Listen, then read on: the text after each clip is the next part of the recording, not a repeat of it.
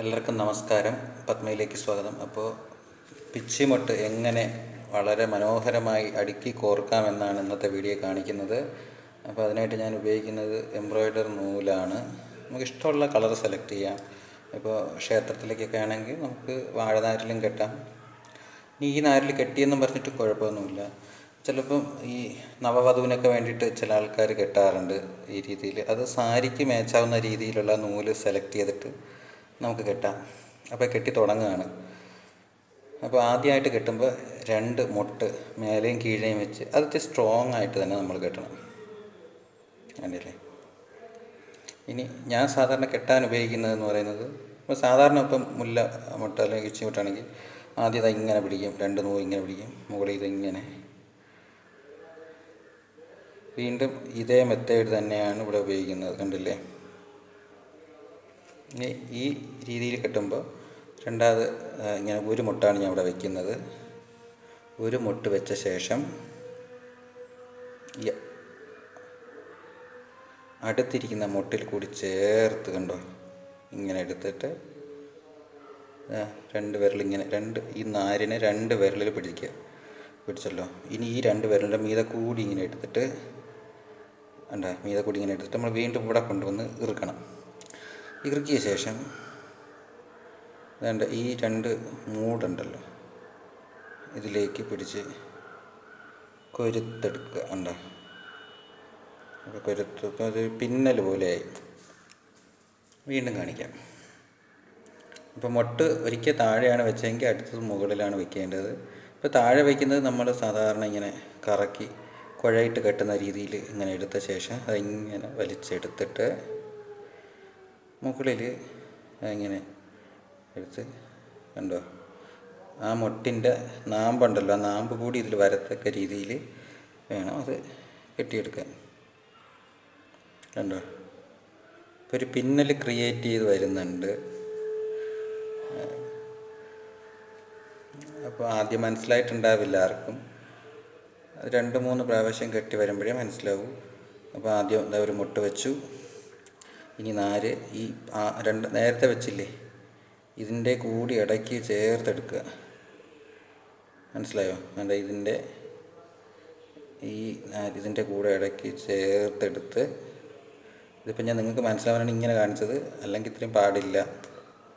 ഇങ്ങനെ ചേർത്തെടുത്തിട്ട് കെട്ടുമ്പോൾ ഇങ്ങനെ പിടിച്ച്, ഇപ്പോൾ കുഴയിട്ട് കെട്ടുന്നവർ അങ്ങനെ കെട്ടിയാലും മതി. ഇത് പാടായിട്ട് തോന്നുന്ന ആൾക്കാർക്ക് കുഴയിട്ട് കെട്ടാം. പക്ഷെ ഇങ്ങനെ കെട്ടുന്നതാണ് ഇത്തിരി കൂടി എനിക്ക് എളുപ്പമായിട്ട് തോന്നിയിട്ടുള്ളത്. കണ്ടില്ലേ? അപ്പോൾ ഇതിൻ്റെ അടിഭാഗം ഇങ്ങനെ നീണ്ടൊക്കെ വരും. നമ്മളത് പിന്നീട് പിടിച്ചൊക്കെ വെച്ച് ശരിയാക്കി എടുക്കാം. ആദ്യം നമുക്കിങ്ങനെ കെട്ടിപ്പോവാം.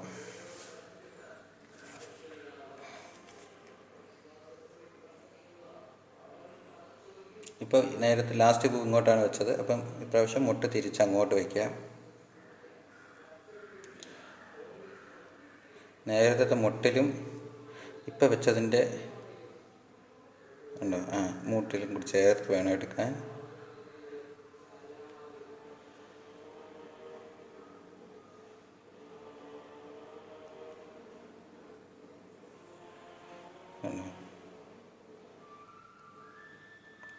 ഇപ്പോൾ ഏകദേശമൊക്കെ മനസ്സിലായെന്ന് തോന്നുന്നു.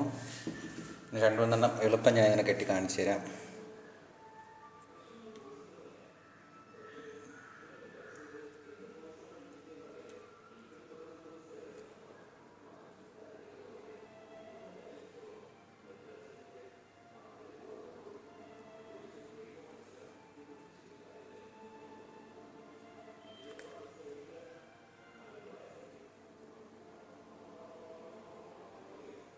ഒരു കാര്യം ശ്രദ്ധിക്കണം, നമ്മൾ ഒരിക്കൽ മുട്ട് താഴെയാണ് വെച്ചെങ്കിൽ അടുത്ത മുട്ട് മുകളിൽ വെച്ച് കൊടുക്കണം.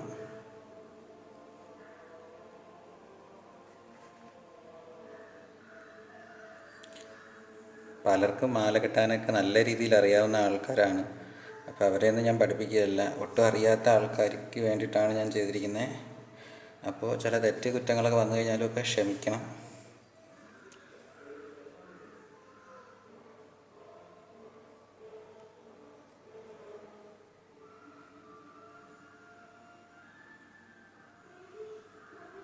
വാഴനാരാണെങ്കിൽ ഇച്ചിരി കൂടി എളുപ്പമുണ്ട്, നാരിന് കട്ടിയുള്ളതുകൊണ്ട്.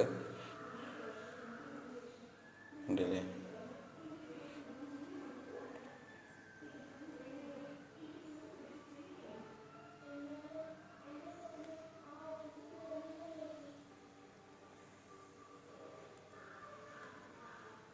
ഇതുവരെ മനസ്സിലായില്ലേ? കണ്ടോ, ഒരു പിന്നൽ പോലെ വന്നിട്ടുണ്ട്.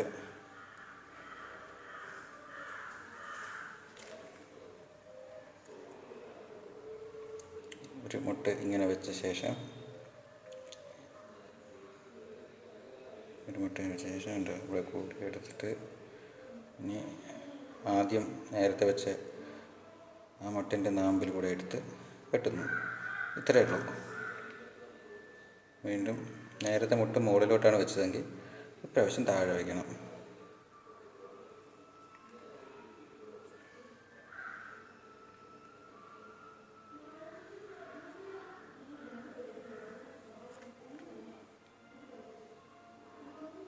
കണ്ടില്ലേ?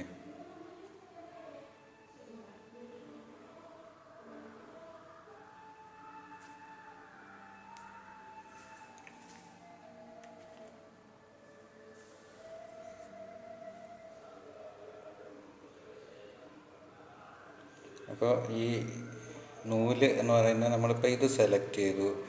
ഞാനിപ്പോൾ പച്ചയാണ് സെലക്ട് ചെയ്തത്. ഇനി നമുക്ക് വേണമെങ്കിൽ ഈ കെട്ട് ഇവിടെ വെച്ച് നിർത്തിയിട്ട് ഈ പച്ച കളർ ഇവിടെ വെച്ച് കെട്ടി നിർത്തിയിട്ട് അടുത്ത് നമുക്ക് അതിൻ്റെ ബാക്കി ഭാഗം ചുവപ്പ് വെച്ച് കെട്ടാം, എന്നിട്ട് നീല വെച്ച് കെട്ടാം. അങ്ങനെ 5 കളറിലൊക്കെ വെച്ച് കെട്ടി പഞ്ചവർണ്ണമൊക്കെ ആക്കി എടുക്കുന്നവരുണ്ട്. എന്തായാലും ഞാൻ ഈ ഒറ്റ കളറിലേ കെട്ടുന്നുള്ളൂ. നമുക്ക് അങ്ങനെയും കെട്ടാം എന്ന് പറഞ്ഞതാണ്. പിന്നെ ഇങ്ങനെ വെച്ച ശേഷം നമുക്കിത് കുഴയിട്ട് വേണമെങ്കിലും കെട്ടാം കേട്ടോ. പിന്നെ ഇത് നാരെടുത്തിട്ട് കുഴയിടാൻ എനിക്ക് പാടാണ്, അതുകൊണ്ടാണ് ഞാനതങ്ങനെ കെട്ടുന്നത്. കുഴയിട്ട് കെട്ടുന്നവർക്ക് അതാണ് എളുപ്പം തോന്നിക്കഴിഞ്ഞാൽ അങ്ങനെ തന്നെ കെട്ടാം. അല്ലാതെ ഞാൻ കെട്ടുന്ന രീതിയിലാണ് കെട്ടണമെന്ന് തോന്നണമെങ്കിൽ അത് ഞാനത് പറഞ്ഞു ഒരിക്കൽ കൂടി കാണിക്കാതെ. അപ്പം നിങ്ങളൊന്ന് ശ്രദ്ധിക്കുക. നമ്മൾ ഇത് വെച്ച ശേഷം ഇപ്പുറത്തെ പൂവും കൂടി ചേർത്ത് സാധാരണ കുഴയിടും പോലെ ഇട്ടിട്ട് ഇത് രണ്ട് ഇതിൻ്റെ മുകളിൽ കൂടി എടുത്തിട്ട് ഇവിടെ ഇറക്കി പിടിച്ച് ശേഷം നമുക്ക് വേണ്ട ഇത് വെച്ച് എന്തും ചെയ്യാം. അല്ലേ?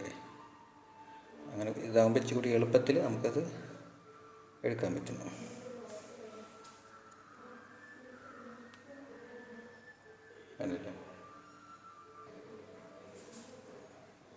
കണ്ടില്ലേ?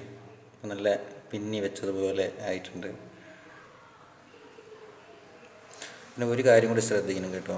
ഇതിപ്പോൾ ഞാൻ ആദ്യം അത് കാണിക്കുന്നുണ്ടാണ് അത് വിട്ടുപോയത്. നമ്മൾ ഈ മുല്ലമുട്ടുകൾ ഒരേ നേർക്ക് തന്നെ അടുക്കി ഇങ്ങനെ വരണം. അതായത് അടുത്ത മുല്ലമുട്ട് വയ്ക്കുമ്പോൾ മുകളിലോട്ടാണ് വയ്ക്കേണ്ടത്. ഇത് കഴിഞ്ഞിട്ട് വീണ്ടും പെണ്ണം വയ്ക്കുമല്ലോ. അപ്പോൾ ഇത് രണ്ടും കൂടെ ചേർന്ന് ഒരുപോലെ, അതായത് ഇപ്പം ആദ്യത്തെ പൂ വയ്ക്കുന്നത് ഇപ്പം ഇങ്ങനെ വെച്ചിട്ട് പിന്നീട് നമ്മൾ ഇപ്പം ഒരു പൂ മുകളിലോട്ട് വയ്ക്കുമല്ലോ, അത് കഴിഞ്ഞിട്ട് വീണ്ടും പൂ എടുത്ത് വയ്ക്കുമ്പോൾ നമ്മൾ ഇങ്ങനെ വയ്ക്കരുത്. എപ്പോഴും തുമ്പ് ഇങ്ങനെ ഒരു ലെവലിൽ വരാൻ നോക്കണം. മുകളിലോട്ട് വയ്ക്കുമ്പോഴും തുമ്പ് അവിടെ ഒരു ലെവൽ തന്നെ നോക്കണം. അത്തിക്കൂടി വെച്ച് അങ്ങനെ വെച്ച് കഴിഞ്ഞാൽ അത്തിക്കൂടി ഭംഗിയുണ്ടാവും. എനിക്കിതിപ്പം കാണിച്ച് കെട്ടുന്നുണ്ട്, എനിക്ക് അത്രയ്ക്ക് അടുക്കാൻ പറ്റുന്നില്ല. എൻ്റെ മുമ്പെയാണ് ഈ മൊബൈലൊക്കെ സെറ്റ് ചെയ്തിരിക്കുന്നത്. അപ്പം ഞാൻ ഈ വീഡിയോയിൽ കണ്ടിട്ടാണ് ചെയ്യുന്നത്. നേരിട്ട് കാണാൻ പറ്റുന്നില്ല, എനിക്ക് ഇത് തടസ്സമുണ്ട്. അപ്പം ഈ ഷൂട്ടിങ്ങിലൂടെ ഇതിനകത്തൂടെ കാണുന്നതിലൂടെയാണ് ഞാൻ കെട്ടുന്നത്.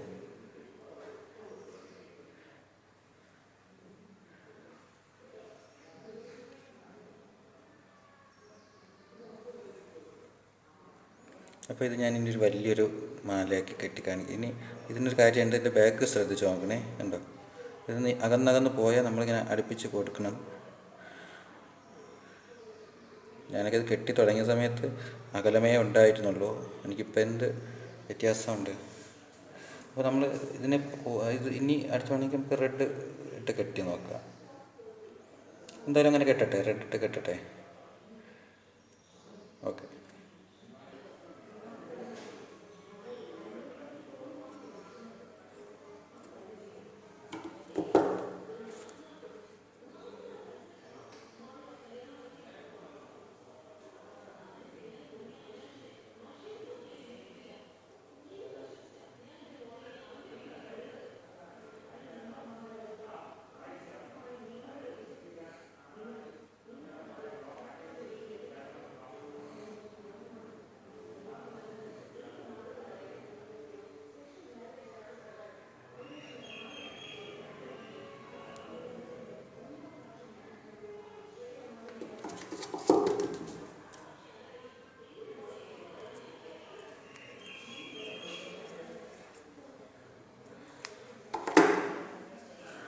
കണ്ട ഇത് കഴിഞ്ഞിട്ട് കെട്ടി വരുമ്പോൾ ചുവപ്പായിട്ട് കിട്ടും.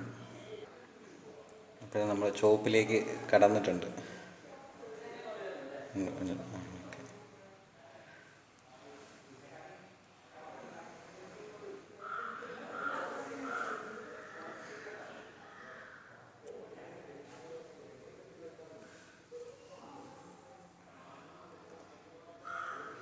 കണ്ടില്ലേ?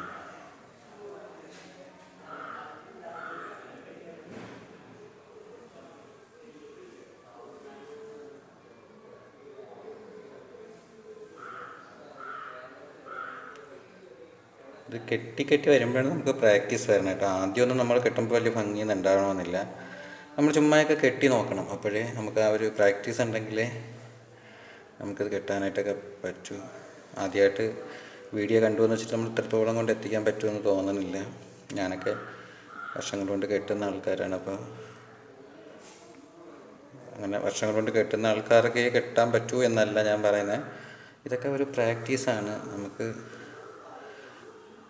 നമ്മളെന്ത് കണ്ടാലും കെട്ടി നോക്കും. ഞാനൊക്കെ എവിടെ എന്തുള്ളോളം കെട്ടുന്ന അത് കണ്ടാലും അത് നോക്കി നിൽക്കും, എന്നിട്ട് ചെന്ന് കെട്ടി നോക്കും. അപ്പോൾ ഇത് കെട്ടാൻ ആഗ്രഹമുള്ളവർ ആദ്യമൊക്കെ കെട്ടി ചുമ്മാ, ഞാൻ സാധാരണ പ്രാക്ടീസ് ചെയ്യാനായിട്ടൊക്കെ എടുക്കുന്നത് തീപ്പെട്ടി കോലുകളാണ്. 1 രൂപ കൊടുത്ത് ഒരു തീപ്പെട്ടി വാങ്ങിച്ചു കഴിഞ്ഞാൽ നമുക്കത് കെട്ടി പഠിക്കുകയും ചെയ്യാം, അത് കഴിഞ്ഞിട്ട് നമുക്കത് ഉപയോഗിക്കുകയും ചെയ്യും. ഞാൻ തീപ്പെട്ടി കോലിലാണ് സാധാരണ കെട്ടി പ്രാക്ടീസ് ചെയ്യാറുണ്ടായിരുന്നത് പണ്ട്.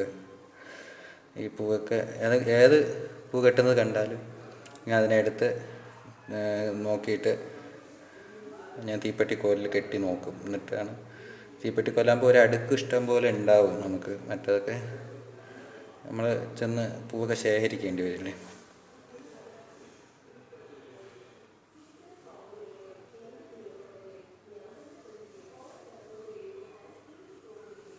അപ്പോൾ എന്തായാലും ഞാൻ വലുതാക്കി കാണിക്കാം.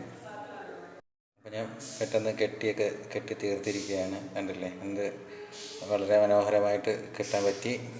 അപ്പോൾ എല്ലാവരും ഇത് കെട്ടി നോക്കണം. ഇതല്ലാതെ ഞാൻ മാല കെട്ടുന്ന മറ്റു വീഡിയോകളും ചെയ്തിട്ടുണ്ട്. അപ്പോൾ എല്ലാവരും കാണണം. എൻ്റെ ചാനൽ ഇതുവരെ സബ്സ്ക്രൈബ് ചെയ്യാത്തവർ സബ്സ്ക്രൈബ് ചെയ്യുക, ഷെയർ ചെയ്യുക, കമൻറ്റ് ചെയ്യുക. ആ ബെൽ ബട്ടൺ കൂടി അമർത്തി എൻ്റെ പുതിയ നോട്ടിഫിക്കേഷനായിട്ട് കാത്തിരിക്കണം. അപ്പോൾ എല്ലാവർക്കും എൻ്റെ നമസ്കാരം. ഇതെല്ലാവരും കെട്ടി നോക്കണം.